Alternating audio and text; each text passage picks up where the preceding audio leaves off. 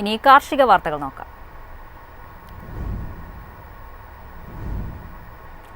Indian ചെമ്മീൻ വീണ്ടും ഓസ്ട്രേലിയയിലേക്ക് 8 വർഷമായി ഏർപ്പെടുത്തിയിരുന്ന വിലക്കാണ് ഇപ്പോൾ നീക്കിയിരിക്കുന്നത്.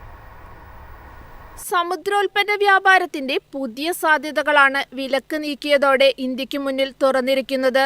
തോടോടുകൂടിയുള്ള ഇന്ത്യൻ ചെമ്മീൻ ഇറക്കുമതിക്ക് 8 വർഷത്തോളമായി ഓസ്ട്രേലിയ വിലക്ക് ഏർപ്പെടുത്തിയിരുന്നു. ഇന്ത്യൻ ചെമ്മീൻ കയറ്റുമതിയുടെ 80% ആന്ധ്രാപ്രദേശിൽ നിന്നാണ്. ഓസ്ട്രേലിയയുടെ വിലക്ക് സംസ്ഥാനത്തെ ചെമ്മീൻ വ്യാപാരികളെ നേരിട്ട് ബാധിച്ചിരുന്നു. നിലവിൽ ചെമ്മീന്റെ 70% കയറ്റുമതിയും അമേരിക്കയിലേക്കാണ്. അമേരിക്കൻ താരിഫ് ഇന്ത്യൻ സമുദ്രോൽപ്പന്ന കയറ്റുമതിക്ക് പ്രഹരമേൽപ്പിച്ചിരുന്നു. ഈ സാഹചര്യത്തിലാണ് പുതിയ വിപണി തുറന്നു കിട്ടിയിരിക്കുന്നത്. ഇത് ഇന്ത്യക്ക് നേട്ടമാണ്. വെളുത്ത പുള്ളി വൈറസ് കണ്ടെത്തിയതിനെ തുടർന്ന് 2017 ഓസ്ട്രേലിയ ഇന്ത്യയിൽ നിന്നുള്ള തൊലി കളയാത്ത ചെമ്മീൻ ഇറക്കുമതി നിരോധിച്ചത്. News desk MyFin TV. കുടുംബശ്രീയുടെ പൂക്കൾ ഇനി മൂല്യവർദ്ധിത ഉൽപ്പന്നങ്ങളിലേക്ക്. പൂക്കൃഷിയിൽ ശേഷിച്ച പൂക്കളാണ് ഉൽപ്പന്നങ്ങളായി വിപണിയിൽ എത്തിക്കുക. ഓണം മുന്നിൽ കണ്ട് സംസ്ഥാനത്തെ കുടുംബശ്രീ അംഗങ്ങൾ നടത്തിയ പൂക്കൃഷിയിൽ ബാക്കി വന്ന പൂക്കൾ മൂല്യവർദ്ധിത ഉൽപ്പന്നങ്ങളായി വിപണിയിലേക്ക് എത്തിക്കാൻ നീക്കം.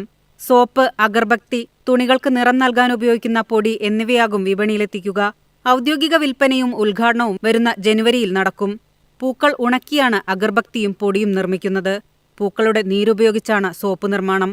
200 മുതൽ 350 ഗ്രാം വരെ തൂക്കമുള്ള സോപ്പുണ്ട്. 35 രൂപ മുതലാണ് വില. തൃശൂർ വെള്ളാങ്ങല്ലൂർ യൂണിറ്റിലാണ് സോപ്പ് നിർമ്മാണം.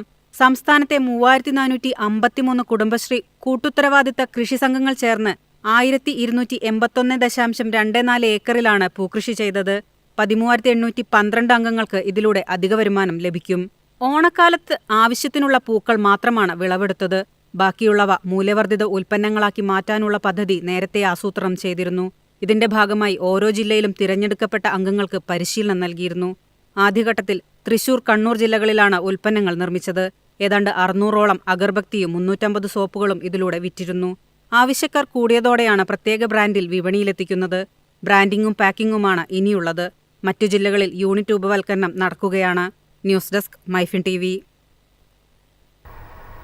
സംസ്ഥാനത്ത് കീടനിയന്ത്രണങ്ങൾ ഫലപ്രദമാകുന്നില്ല. കാപ്പിത്തോട്ടങ്ങളിൽ രോഗബാധ വ്യാപിക്കുന്നതാണ് ഇതിന് കാരണമെന്നാണ് റിപ്പോർട്ട്. തുടർച്ചയായി കനത്ത മഴ പെയ്തതോടെ കാപ്പി കർഷകർ പ്രതിസന്ധിയിൽ. രോഗകീടനിയന്ത്രണങ്ങൾ നടത്താനാകാത്തതാണ് വിനയായത്. കാപ്പിച്ചെടികളുടെ കറുത്തഴുകൽ, ഞെട്ടഴുകൽ, കായപൊഴിച്ചിൽ തുടങ്ങിയ രോഗങ്ങളാണ് കാപ്പിക്കൃഷിയെ ബാധിച്ചിരിക്കുന്നത്. ഈർപ്പമുള്ള കാലാവസ്ഥയിൽ കറുത്തഴുകലും ഞെട്ടഴുകലും നിയന്ത്രിക്കുന്നതിന് മരുന്ന് തളിക്കലും സാധ്യമല്ല. മികച്ച വില ലഭിക്കുന്ന സമയത്ത് കാപ്പിക്കുരുവിന് രോഗബാധ വന്നത് കർഷകരെ കൂടുതൽ പ്രതിസന്ധിയിലാക്കിയിരിക്കുകയാണ്. രോഗബാധയുള്ള കാപ്പിക്കുരു വിളവെടുപ്പിന് പാകമാകുന്നതിന് മുൻപ് തന്നെ കറുത്ത് ചീയുകയും പൊഴിയുകയും ചെയ്യുകയാണ് ചെയ്യുന്നത്. ചെറുകിട കർഷകർക്ക് മുതൽ എസ്റ്റേറ്റ് ഉടമകൾക്ക് വരെ കാപ്പിയുടെ രോഗബാധ തിരിച്ചടിയായിട്ടുണ്ട്. ചെടികളിലെ ഇലകളും കായകളും കുഴിച്ചുമൂടുകയോ കത്തിച്ചു കളയുകയോ ചെയ്യണം. ആരോഗ്യമുള്ള ചെടികൾക്ക് വായുസഞ്ചാരം കൂടുതലായി ലഭ്യമാക്കണം.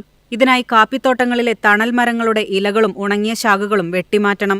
News desk MyFin TV. Indian നിലക്കടല ഇറക്കുമതി നിരോധനം ഇന്തോനേഷ്യ പിൻവലിച്ചേക്കും. ഇന്തോനേഷ്യൻ സംഘം ഈ മാസം അവസാനം ഇന്ത്യ സന്ദർശിക്കുമെന്നാണ് റിപ്പോർട്ട്. ഇന്തോനേഷ്യ ഇന്ത്യൻ നിലക്കടലയ്ക്ക് ഏർപ്പെടുത്തിയ താൽക്കാലിക ഇറക്കുമതി നിരോധനം ഉടൻ പിൻവലിച്ചേക്കും. ഇതിന്റെ ഭാഗമായി ഇന്തോനേഷ്യൻ സംഘം ഈ മാസം അവസാനം ഇന്ത്യ സന്ദർശിക്കും. സെപ്റ്റംബർ 3 മുതലാണ് ഇന്ത്യയിൽ നിന്നുള്ള ഇറക്കുമതിക്ക് രാജ്യം വിലക്ക് ഏർപ്പെടുത്തിയത്. ധാന്യങ്ങളിലും എണ്ണക്കുരുക്കളിലും പൂപ്പലുകളായി കാണപ്പെടുന്ന അഫ്ലാടോക്സിനുകളുടെ സാന്നിധ്യം ഇന്ത്യൻ നിലക്കടലയിൽ കണ്ടെത്തിയതിനെ തുടർന്നാണ് ഈ നിരോധനം. ഇന്ത്യയുടെ നിരന്തരമായ ഇടപെടലിനെ തുടർന്നാണ് ഇന്തോനേഷ്യ അനുകൂലമായ നടപടിയിലേക്ക് കടക്കുന്നത്. കയറ്റുമതിക്കായി നിലക്കടല കൈകാര്യം ചെയ്യുന്ന സൗകര്യങ്ങൾ ഇന്തോനേഷ്യൻ സംഘം പരിശോധിക്കാൻ സാധ്യതയുണ്ട്. നിലവിൽ കണ്ടെത്തിയ പൂപ്പലുകൾ മനുഷ്യരുടെയും മൃഗങ്ങളുടെയും ആരോഗ്യത്തിന് അപകടമുണ്ടാക്കുന്നവയാണെന്നാണ് വിലയിരുത്തൽ. ഇന്തോനേഷ്യയുടെ പരിശോധനാ മാനദണ്ഡങ്ങൾ ലോക വ്യാപാര സംഘടനയുടെ മാനദണ്ഡങ്ങളുമായി പൊരുത്തപ്പെടുന്നില്ലെന്നാണ് ഇന്ത്യൻ കയറ്റുമതിക്കാരുടെ പരാതി. News desk MyFin TV.